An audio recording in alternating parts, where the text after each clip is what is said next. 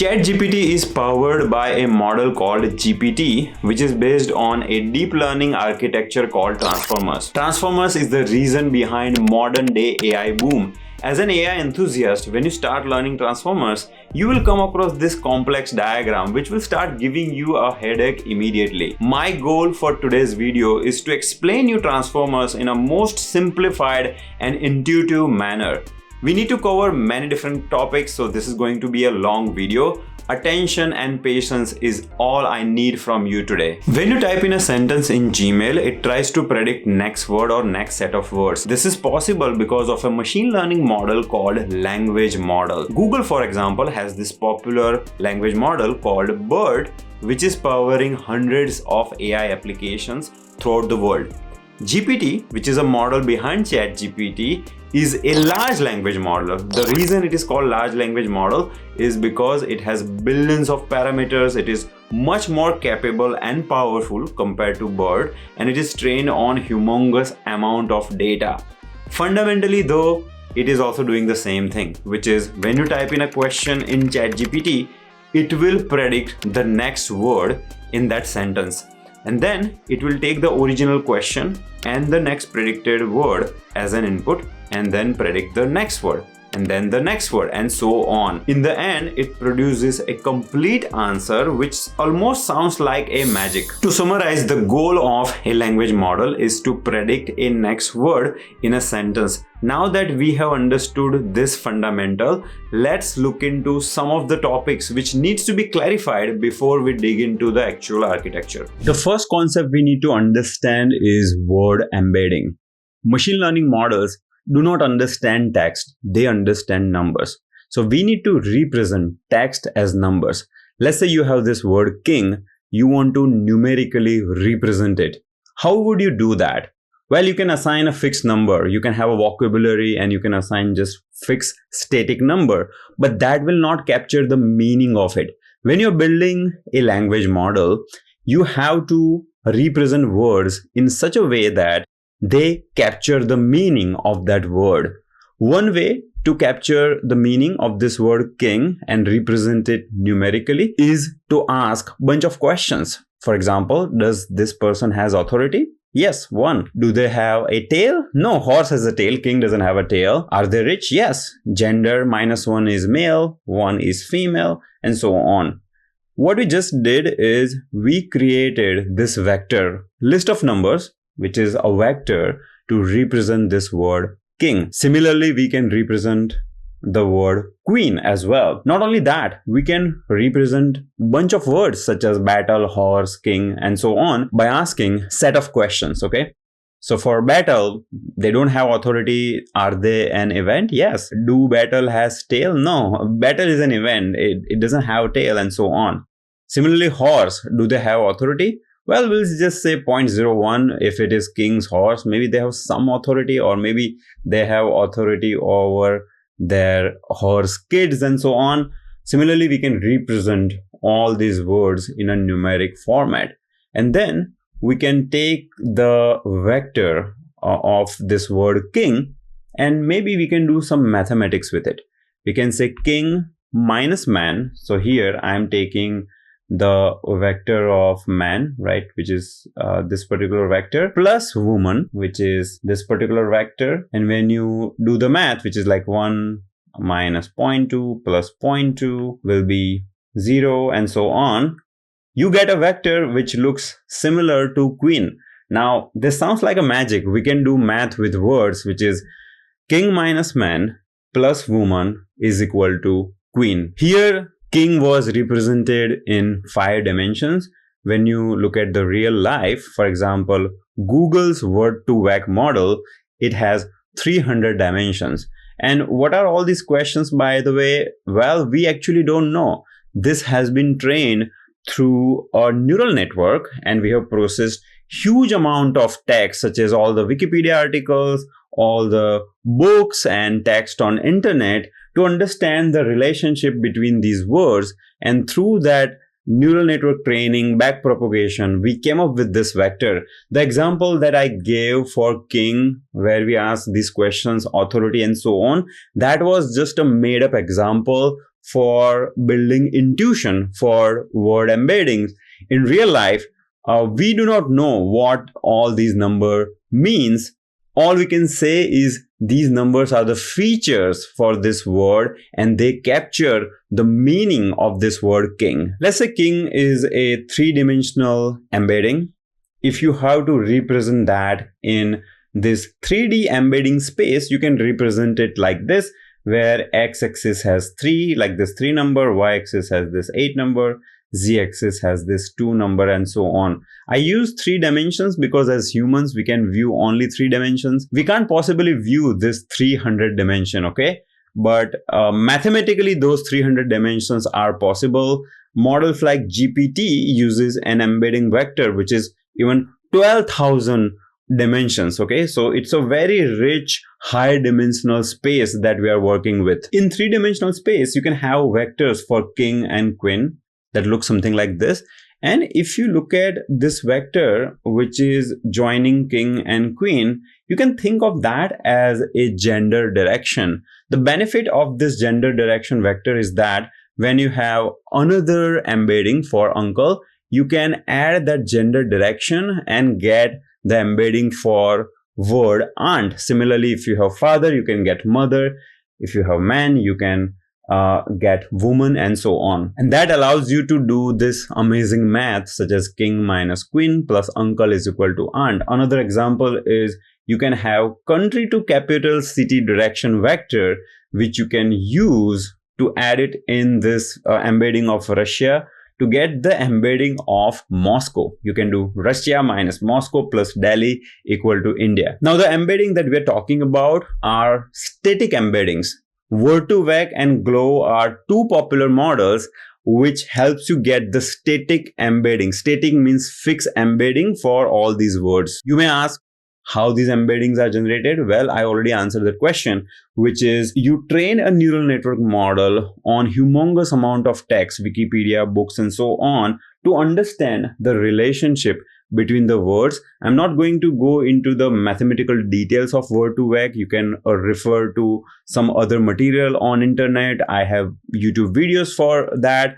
I'm not going to go into the math of that, but just think that the neural network tries to understand the relationship between these words and creates these static embeddings. Now, the problem with static embedding is that you can have a static embedding for this word track, but based on a sentence, that track can mean different things, right? Like here I'm saying the train will run on the track and my package is late, help me track it. So the meaning of track is little different, and when you have static embedding, you get into this problem where you're not able to represent this word properly based on the context of this sentence. You will see same issue here. For dish, you can have a fixed embedding, but in this sentence, I'm talking about rice dish. If I had a cheese dish, then the embedding of dish should be a little different because the meaning of that dish word is little different when I say rice dish versus cheese dish.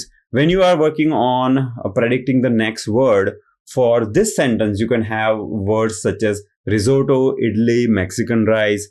But when I say I made an Indian rice dish called, all of a sudden, the probabilities of my next words will change. I will have words such as idli, biryani, kheer. If I add one more adjective and say I made a sweet Indian rice dish, in that case, again, it will change. I will not have biryani as a next word prediction. I will probably have kheer or pongal. To summarize, to build an application like ChatGPT, just the static word embeddings are not enough. What you need is contextual embedding. Let's understand contextual embedding a bit more in detail. When you represent this word dish in your embedding space, it is a static embedding. When you say rice dish, maybe there is another vector in the same space which can accurately describe rice dish or which can correctly capture the meaning of word rice dish, which can be risotto, biryani, and so on. The direction from dish to rice dish, we can call it riceness. And when you add that riceness vector to dish, what you get is the embedding for a rice dish. There is another vector or embedding for Indian rice dish. And to go from rice dish to Indian rice dish, you need to probably add this vector or a direction called Indianness, and same thing for sweet Indian rice dish. In order to generate contextual embedding, what we need to do is take the original static embedding for the word dish and have all these other words influence that static embedding or change that static embedding so that it can capture the meaning of all these adjectives. Once you have done that, and once you have a contextual embedding for dish, it won't be hard to predict the next word, which is kheer. Look at this another sentence where I'm saying Tawal loves dosa, dokla and millet and so on. Bhavin loves pasta and so on. They both went out for a dinner. And here, Bhavin said, bro, we'll go to a restaurant that you like. And after some time, they were in Indian restaurant. Now, the way you predicted this word Indian was based on this context, such as Dhaval loves all these items which are part of the Indian cuisine. Also, Bhavin said to Dhaval, bro, we'll go to a restaurant you like. If Bhavin said here, instead of you, if he had said I, this word will become Italian instead of Indian, right? Also, instead of Bhavin, if there was Dhaval here, then also this thing will become Italian. So you can understand that this prediction, Indian, is influenced by not just the few words which are prior to that word, but it can be influenced by some words which are far out in that paragraph. Okay. To summarize, the objective for this intelligent teacher cat is to generate a contextual embedding. And if you think about this embedding space, mathematically speaking, what you're doing is taking the static embedding for the word dish and then adding the embeddings for all these vectors, riceness, Indianness, all these adjectives, and getting your final contextual embedding. Let's now dig into the transformer architecture. The architecture has two components, encoder and decoder. The purpose of encoder is to take the input sentence and generate the contextual embedding for each of the words or each of the tokens in that sentence. Once the contextual embedding is generated, we feed that to a decoder here and we try to predict the next word. So if you're working on the next word prediction, you will predict the next word. Here, for example, it will be kheer. When you talk about natural language processing, there are multiple tasks. So one task is to predict the next word. The other task could be to translate the sentence. Here I'm translating this sentence from English to Hindi. In that case, you will still produce the contextual embedding from encoder. You feed that to decoder and decoder will start predicting the next word. So here it will start with this fixed start token and then it will produce the probability of the next word. So here the probability of this word maine is highest. And here you can have the entire vocabulary. For example, in the case of bird, you have some 30,000 words. So you'll have all the words in your language and you will say, okay, what is the highest probability of my next word? Then you put that word maine into this input. Okay. So there are two inputs actually. One is the contextual embedding, which is coming from here, from the encoder. And the other one is whatever output you have produced so far from the previous step, you feed that, okay, as an input here, and then it will produce the next word, which is kheer. Once again, you provide kheer here and it produces banai. So eventually it produces the entire translated sentence. All right, so that's the objective of your encoder and decoder part. Whatever I talked about so far, I was referring to an inference stage of neural networks. Whenever you have these deep learning model, you have two stages. One stage is the model is not trained. It's like a baby. Baby is not trained yet.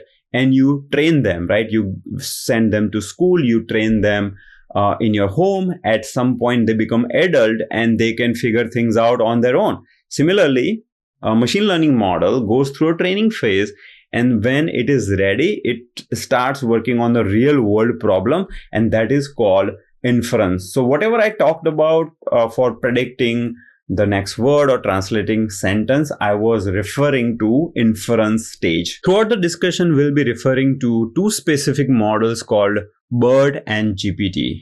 If you look at this architecture, that's a generic architecture for a transformer model. Transformer model is a general concept, whereas BERT and GPT are specific model or specific implementations based on transformer architecture. If you look at BERT architecture, it has only the encoder part, okay? So only this part.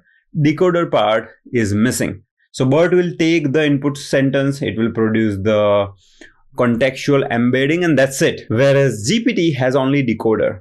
So it still takes the input, it will produce the contextual embedding and so on, and then here it will predict the next word. I mean, it sounds like it has encoder, decoder both, but fundamentally the architecture looks little different for GPT, but it is still based on the transformer architecture. The way they're trained is you take all the text from Wikipedia, crawl text from internet, book corpus, and you train these models. When you have this article, for example, and you are having this sentence, developing an advanced crude. See, if I give you this sentence, most likely you will say spacecraft or vehicle as a next word. You will not say banana, right? Like, so probability of having banana as a next word in this sentence is very less, whereas these two words have a high probability. So we as humans have read so much text, so now we have learned this art of predicting next word, and same thing goes on for BERT and GPT, where they understand the relationship between the words, the context in which they appear. So let's say if BERT during the training has encountered so much text, and every time after this word crude, if it has seen this word spacecraft or vehicle, it would not have seen words like crude chair or crude banana, right? That kind of words, usually when it is going through training, it will not see it. So it will learn to predict the high probability words, right? So for word like banana, probability is going to be lower. Same thing for this article. When you go through this kind of sentences, right? Shivaji engaged in both alliances and hostilities. And there will be many more articles on battles and warriors. And everywhere after alliances, there will be either hostilities or negotiation. There will not be a word like chair. So probability of that will be very, very low. Now, when you go through the training, you are going through all these words, right? So all these words will form something called a vocabulary. So for a model, a vocabulary will look something like this. Now there is a difference between a word and a token. So for example, here playing is a word, and one of the way to tokenize is to have two tokens. So one token is play, second token is ing. Okay, so token wise there are two tokens, but word is just once. But just for understanding purpose, just for easy explanation, you can think of word as tokens. Technically they are different, but you can think of words as token only. Okay, so let's say you have a vocabulary of all these tokens, let's say 30,000 words. What happens here is for each of these words during the training, it will create those static embeddings. So for word made, or let's say for word end, 7 is the index, and let's say this is the static embedding vector, and the dimension or the size, see there is a dot dot dot. So what is the size of this? Well, for BERT it is 768, for GPT it's 12,228, right? So based on model, the dimension of your embedding vector can vary. When you go through this training, for every token in your vocabulary, you will have this static embedding, and this whole table is called static embedding matrix. During the training, it will also learn few other things such as WQ, WK, WV, and you are like, what the hell this is? Well, we will talk about this later, but for now, just remember, when you train these models, they are having this static word embedding matrix, which is the static embedding for every token in your entire vocabulary, as well as they are having this special matrices WQ, WK, WV, which we'll talk about later. Let's have a look inside the encoder and review this specific 2 steps. So you give a sentence to your transformer and it will first tokenize it. Tokens are kind of like words, but for a word called, there will be 2 tokens, call and ed. So it will tokenize it, and there are various ways to tokenize your sentence. This is one of the ways. It will also add special tokens at the end and at the beginning. CLS and SEP. SEP is for separator. So if you have 2 sentences, between 2 sentences, there will be a separator, and CLS will be added at the beginning. And this I'm talking about bird. Then it will also generate token IDs. So for each of these words, there will be an index into your vocabulary. For example, made is 2532, which means in your entire vocabulary, which is just like a list, made word is at position 2532. If you talk about bird, it has total 30,522 tokens, and GPT has around 50,000 tokens. From these token IDs, so step number 1 was generate token and token IDs. Then you get the static embedding for each of these tokens. And from where do you get it? Well, we just saw, right? During the training, you are generating this static word embedding matrix.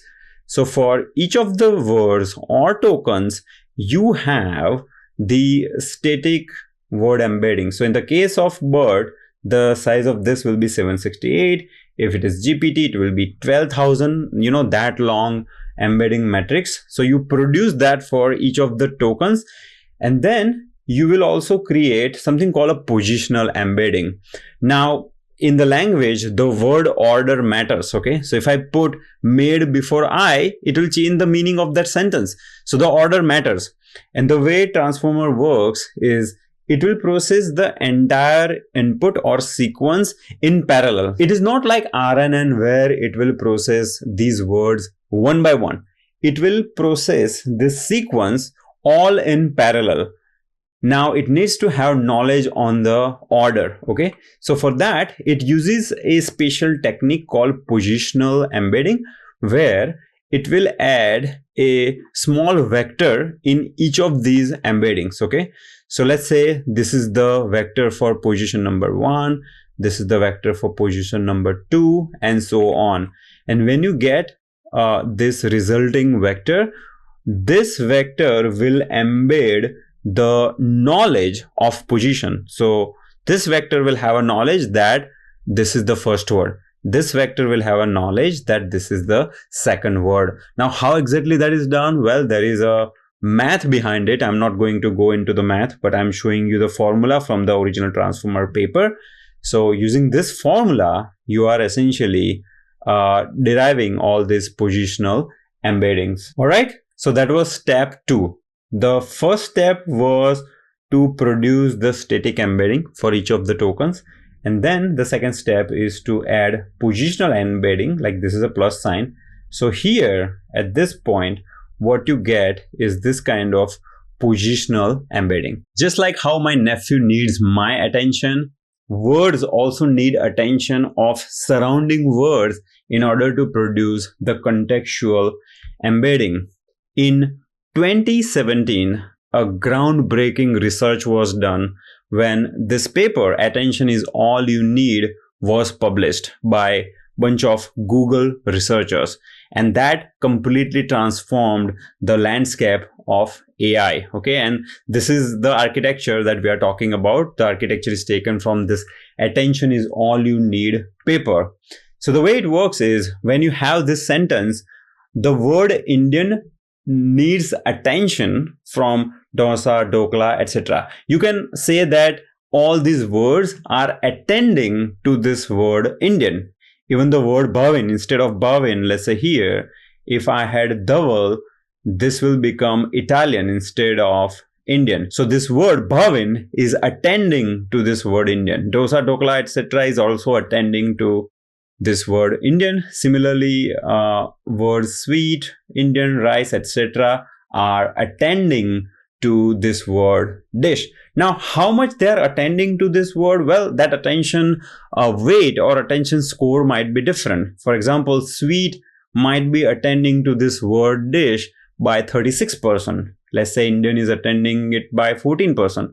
Rice is attending it by 18%. These are the adjectives which will enrich the meaning of word dish. On the other hand, the word I, made, etc. are not enriching the meaning of word dish that much. Because instead of I, if I had Rahul or Mohan or David, the meaning of this word will not change that much. But instead of sweet, if I have spicy, all of a sudden the embedding or the meaning of this dish changes, because as a next word I will immediately have biryani instead of kheer. The goal here is to build this kind of attention weight or attention score, okay, for each of these words. It's a matrix because for dish, all the other words in that same sentence are enriching the meaning of that word, okay. So for word dish, let's say sweet is attending it by 36%. Indian is attending it by 11%, and so on. And by the way, I have just made up these numbers just for explanation purpose. The word dish also attends to that word itself, right? Because dish itself has some meaning. Dish means dish, right? So that will also attend to itself. So for every word, see right now for dish, I have all these scores. For rice, you will have scores. For Indian, for every word, you will try to compute these attention scores. And then you will use this concept of query, key, and value to come up with the contextual embedding. Now let me explain you query, key, and value by going over analogy. Let's say you're going to a library looking for a book on quantum physics, especially quantum computation. You might have this query that, hey, I'm looking for this quantum physics book.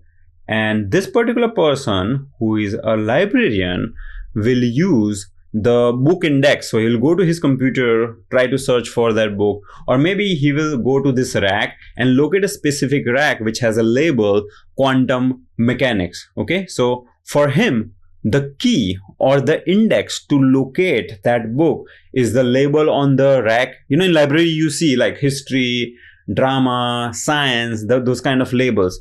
Or you have book descriptions. Okay, so based on book description, the rack label, you will figure out the appropriate book. So the book rack, book description, etc. is called key. And then the actual book content is your value. So let's say you pull this book, okay, and whatever content, the actual content of that book is value. Let me give you another example. Let's say there is a college professor who wants to write an essay on quantum computing and he needs help of a bunch of students. So when he talks to these students, Mohan says that I know linear algebra. Meera says that I know quantum mechanics. Bob will say, hey, I know philosophy. Same way Kathy knows computer science. So here, whatever Mohan, Meera, Bob, Kathy are claiming about their knowledge is called key. And what happens after that is each of these students will start writing an essay. So teacher will say, okay, just go and write some bunch of paragraphs. So Meera, Mohan, Kathy, Bob wrote all these paragraphs which are called value. And then teacher knows that Meera knows most about quantum mechanics. Okay, so he will take 60% of Meera's content or Meera's value. He will take 29% of Kathy's value, because computer science and quantum computing, so it's kind of related.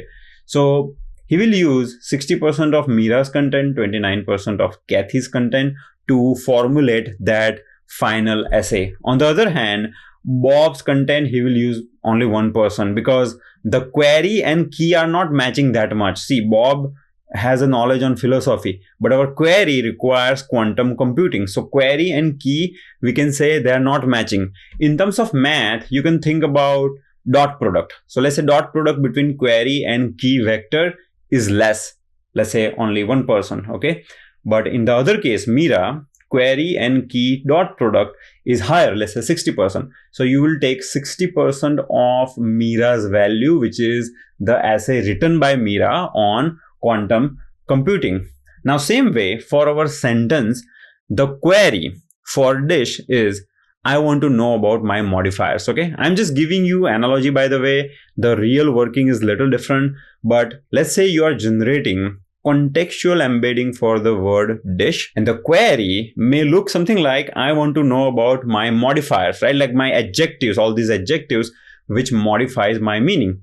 And the key will be the description that each of these words are giving about themselves. For example, I will say I am the subject of the sentence. Made will say I indicate an action or a verb. Similarly, sweet will say I am an adjective describing taste, and so on. So these are called keys. And based on the dot product between query and key, you're trying to find out, which things are matching. So if dish wants to know about modifiers, I think these are the adjectives which modifies the meaning of word dish. So the score, attention score for these will be higher, whereas the attention score for these will be lower. Now, once you get all these attention scores, you need value. So each of these words will now say the value. Value means the component that it is contributing to that query. So I will say, Indian will say the style or origin is Indian. Sweet will say the taste is sweet. Similarly, all these words will have specific value. And then let's consider the values of only these 4 words. I mean, as such, it will use values of all the words, but for simplicity, let's say only these 4 words. These values, by the way, will be some kind of vector. We'll look into how exactly those vectors are derived, but let's say these values are all these vectors. And query also has, like dish also has its own vector, right? Like this is the static embedding. So this is its own vector. And now what you do is, in static embedding, you add all these vectors, and all these vectors you can think about as riceness, Indianness. Okay, so see, this is how you add all of them. Okay, you add all of them, actually the vector of all the other words, and you get the final context aware embedding. In terms of the embedding space, it is like going from dish to riceness, Indian riceness, and so on. So these vectors, right, riceness, Indianness, sweetness, are these vectors. Okay, this is just a mathematical representation. Now let's look at how those vectors are built. So here you have a query for dish. Okay, so let me just represent it as a horizontal, right? This was a vertical format, this is horizontal format. The same thing for each of these words or tokens. You will first get their embedding from our static embedding matrix. Okay, so these are static embeddings for each of these words. In the case of bird, the dimension is 768. For GPT is 12,000 something. Let's say for word dish, this is my embedding. Let's call it E7. That E7 you will multiply with a spatial matrix called WQ, which will have a dimension of 64 by 768. So 768 is the columns. In order to perform matrix multiplication, the columns in the first matrix should be equal to rows in the second matrix. So this is 768, this is 768. The rows in the matrix, the first matrix, is 64 for bird. For GPT is different. And when you do this kind of matrix multiplication, you will get this query vector. Okay, so you will multiply this row with this column. Okay, so you multiply 0.50 with this 0.9 minus 0.15 with 1.07, 0.65 with this, and then you add them all up, you put them here. Then you take the second row, multiply 0.23 with this, minus 0.71 with this, 1.58 with this, and you put that here, and so on. Okay, so this is how you build a query vector. Now WQ here knows how to encode query of a token for attention computation.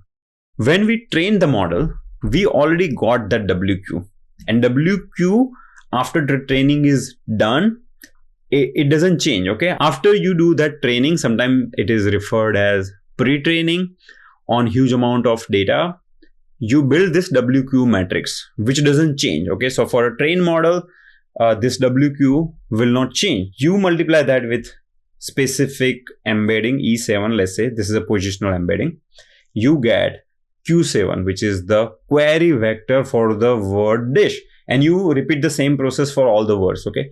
So how you have Q7 for dish, for rice you will have Q6, Indian you have Q5, and so on. To summarize, WQ here knows how to encode query of a token for attention computation. And remember, in one of the previous slides, I said that when the model is trained, it will have static embedding matrix, but it will also have this WQ, WK, WV. And that is what I was referring to. Okay, so we just talked about WQ here. The question now is, during the training, how exactly we get WQ, WK, WV? Well, we take this transformer architecture and we train it on huge amount of data. So we take all the Wikipedia text and we generate this kind of X and Y pairs. Okay, so you don't have to manually label it. This is called self-supervised data set. You don't need a person to label it, because you can just split a sentence. You can have a sentence and the next word is your Y. Okay, so this is your X, this is your Y. You feed X as an input, and when the model is not trained, it will not predict right things. It will make error. So let's say for this, it produce Mexican, which is your Y hat. Okay, it's a predicted value. Your actual value is Indian, so that is Y. You calculate error and then you back propagate that error through back propagation and chain rule, partial derivative, and so on. Folks, you need to have understanding of how back propagation works, what is a chain rule. You need to know all those deep learning fundamentals. Okay, I have covered that in other modules. If you're part of my courses or bootcamp, you would have seen those. If you're watching it from YouTube, again, YouTube has these kind of tutorials. My channel has these tutorials. So you need to know how the back propagation works. Essentially, you're feeding this data set, you're computing the error, and you're back propagating it throughout this architecture. And during that back propagation, when let's say you train this on millions and billions of sentences, that is the time when this WQ, WK, WV will be finalized inside this model architecture. Now going back, for dish query, we computed this particular query vector. Next step is to compute the key vectors. Okay, so I gave this kind of analogy description to get you an intuitive understanding, but in reality, these will be the vectors. So let's see how those vectors are formed. So here I am taking the first token I, and the keys look something like this. Okay, so here you will take the positional embedding, the static embedding for the word I, and you will multiply that with another magical matrix, WK. Once again, WK, after your pre-training, after that model is trained, it is fixed. So you take that matrix and you figure out your K1. Okay, here WK knows how to encode key of a token for the attention computation. Then you go to the next word, compute K2, next word, compute K3. You do that for all the words. So now for all these words, we have these key vectors. Okay, so you have Q7 query vector, you have key vectors, and you take the dot product between these two. Okay, so Q1, K1 dot Q7. Okay, so if you take these dot product between these two vectors, you will get some number, right? Like 3.33, 57, 101, whatever that number is. It's a single number. You will get that for all the tokens. Okay, and then you let it pass through a softmax function. From deep learning fundamentals, you should know about softmax. Softmax will convert bunch of values into probability distribution, so that when you add all these values, it will be 1. So softmax is converting all these discrete values into probability distribution, so that you can express them as percentages, and the sum of all these percentage will be 1. Mathematically, you can represent this operation as softmax between Q and KT. Now KT is K transpose. Okay, so here Q was a vector, but if you talk about, let's say, this K, right? So K is K1, K2, K3. So it's not just one vector, actually, it's like a bunch of vectors. So this can be thought of as a matrix. And to multiply that, you need to do a transpose. See, if you are multiplying Q7 with K1, like a single vector, you don't need to do transpose. But when you have matrix, you need to do transpose, okay? So we'll use this formula later on in the final attention formula. But for now, just remember that there is this kind of formula. As a next step, once you have computed these attention scores or attention weights, you need to find the value vector, right? So this was a descriptive understanding of value vector, but the way value vectors are derived is similar. For each of the tokens, you get positional embedding, static embedding. Then you multiply that with another vector called WV. You get V1.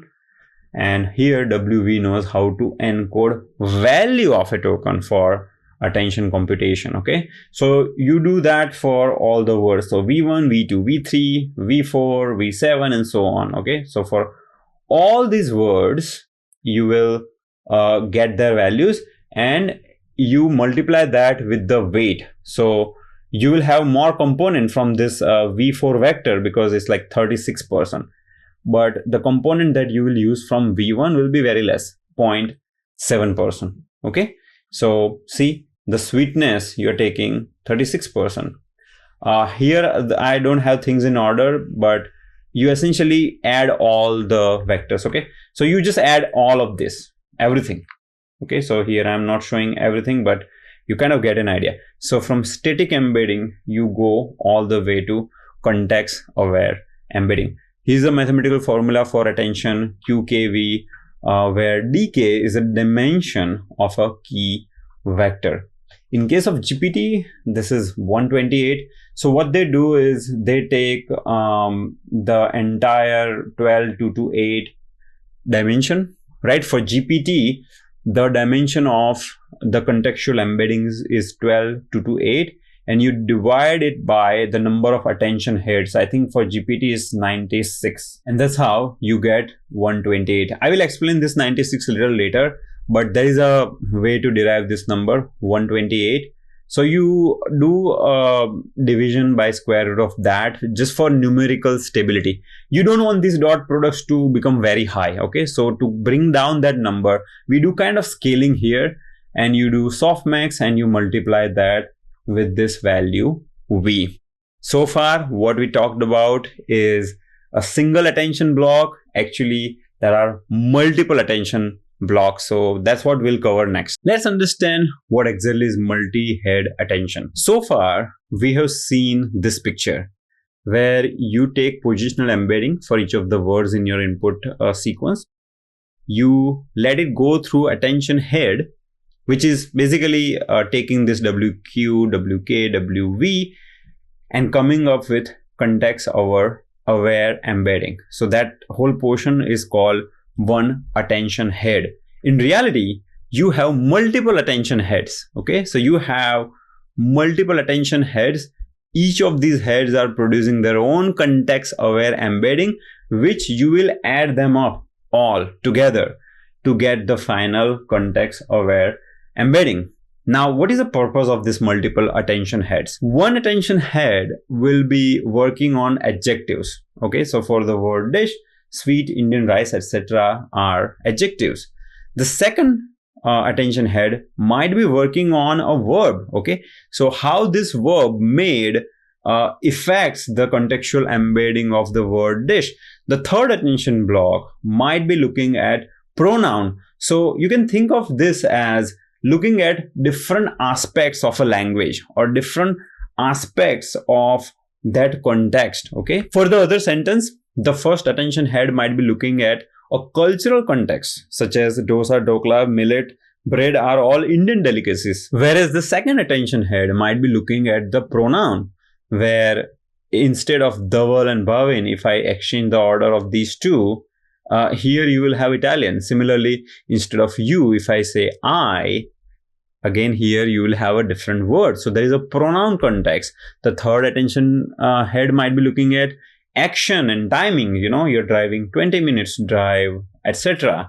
So the purpose of multi-attention heads is to allow the model to focus on different aspects or different types of relationships between tokens.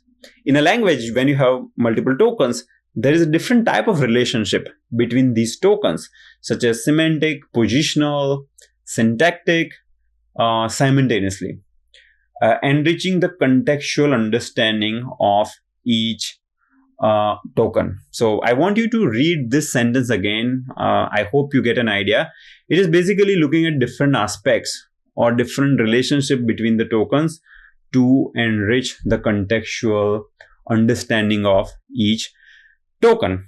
So here in this particular architecture diagram, see, first we produced this static embedding. Then we added this positional encoding, right? So you get positional encoding here.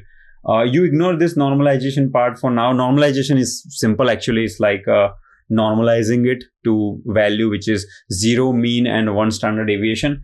And then looking at V, K, Q kind of metrics to use multi-headed attention to derive EC1, EC2, these individual contextual embedding, and you add all of them up to produce your final context-aware embedding, which will come here. And by the way, this is a residual connection. If you know about deep learning, you will have this a residual connection that helps you with a smooth gradient flow. After this block, the next block is feed-forward network. So you'll ask me, okay, I already have context-aware embedding. Now, why do I need this feed-forward network?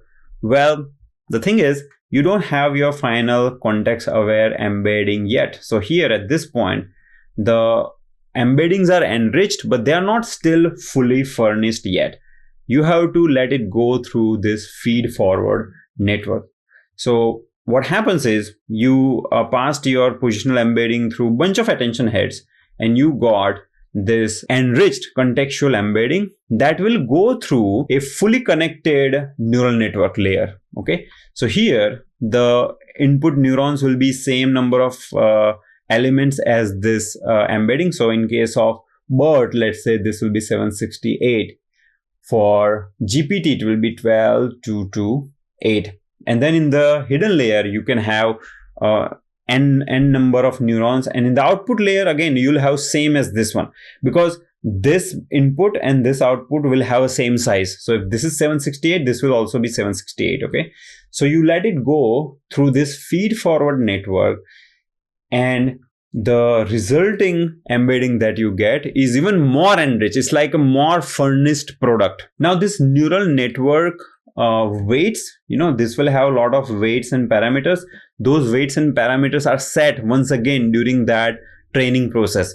So when you're going through this XY pairs, right, your training pairs, you might have hundreds and thousands of these sentences. When you're training that network, during that training, look at this feed forward network. During back propagation, those weights are getting adjusted, and it will help you refine your sentence further.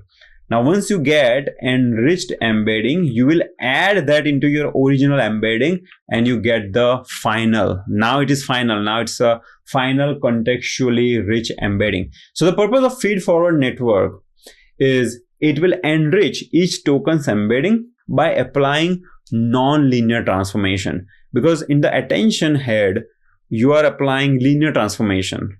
Here, you get an opportunity to apply non-linear transformation independently, enabling the model to learn complex patterns and higher order features beyond just the contextual relationship. See, multi-head attention is just capturing those contextual relationships, how these words are related to each other. But language is non-linear. It's not just the relationship, right? There are like some nuances, non-linearity, complexity. All of that can be captured by this fully connected layer or feed-forward network. So to better visualize each of the words in your sentence, let's say you have I made dish. Every word will go through positional embedding, and every positional embedding goes through multiple attention head. So the embedding for I will go through all the heads. Okay, so in GPT, if you have 96 heads, it will go through all those 96 heads. Similarly, made will also go through 96 heads. And this is happening in parallel. It's not like you process I first and made. No, all of these things are happening in parallel. And each of these vectors will also go through the feed forward network parallelly at the same time, right? So the same network is available for each of these words, and you get all these contextually enriched embeddings. Okay, so that comes here. So after feed forward network here, at this point, you get all these embeddings. Okay, and then you have this plus sign and normalization. So normalization layer, by the way, this norm is it's ensuring that you have stable learning, improving the gradient flow. If you have deep learning fundamentals, you will understand what I mean. In machine learning, generally, when you have all this wide range of values, if you normalize them, let's say you normalize them to 0 and 1, you get better control over your training. Now you also notice this annex layers. So annex layers is basically for BERT. Let's say if you have a BERT based model, you have 12 such layers. Okay, so this is a transformer block. So you kind of repeat.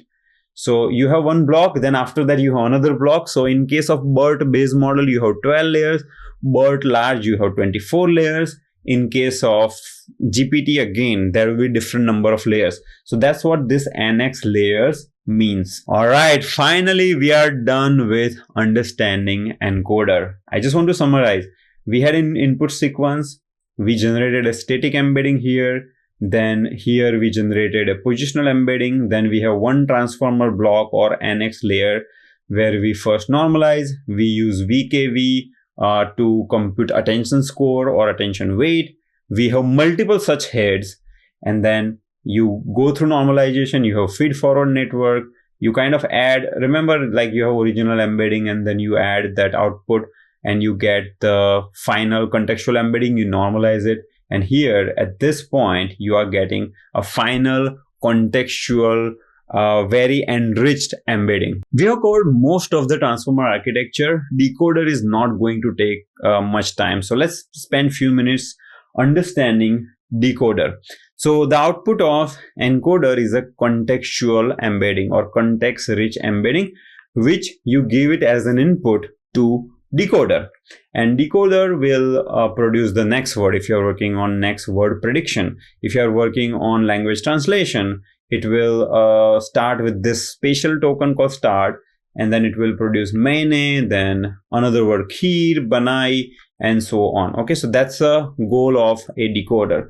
Now, here you will notice one thing which is called multi-headed cross attention. Okay, so let's understand what exactly is cross attention. Let's say you have this sentence, I made kheer, which you want to translate into Hindi.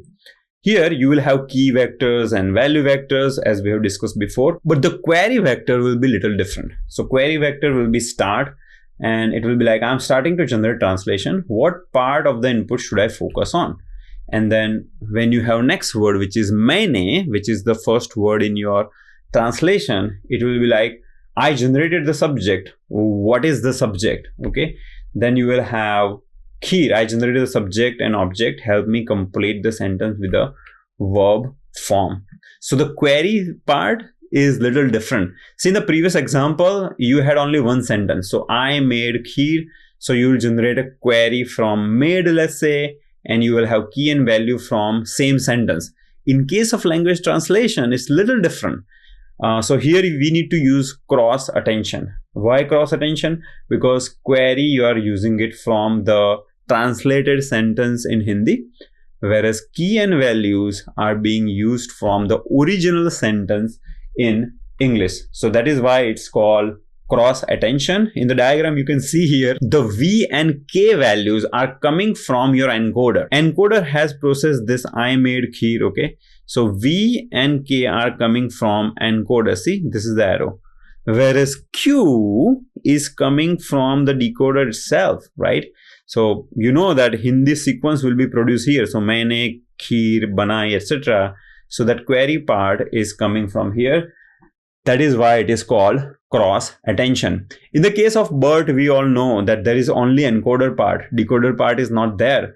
In case of GPT, the transformer architecture is little different. Okay, so that's the encoder part. Remaining part we have already understood. Now let me show one nice tool which can visually show you this architecture. Someone has built this nice visualization tool. You can go to poloclub.github.io transformer explainer, and here you can look into different examples, right? So for example, let's look at this sentence. As the spaceship was approaching it will try to autocomplete that word and say station, right? Now each of these words, as the spaceship, first you had this dropout layer. So we are talking about transformer here, so it will have a dropout layer. The architecture is little customized compared to the base transformer architecture. Then you have this residual connection. Okay, so residual connection will take you from here to here. If you talk about embeddings, you have token embeddings for each of these, right? See, 768 is the size. Then you have positional embedding. Okay, you add all this position and you get final vector. This is a positional embedding of a sentence. And you have a residual connection. Then you have QKV computation.